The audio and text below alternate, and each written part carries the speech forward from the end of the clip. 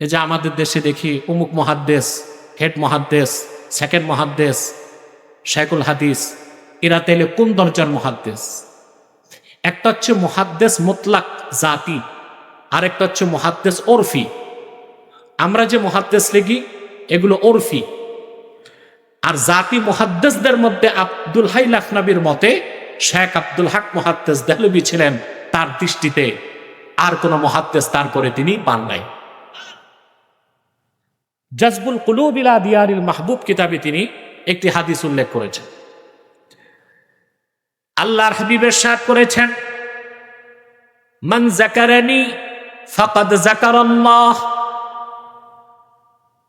যে আমার জিকির করলো সে আল্লাহর জিকির করলো।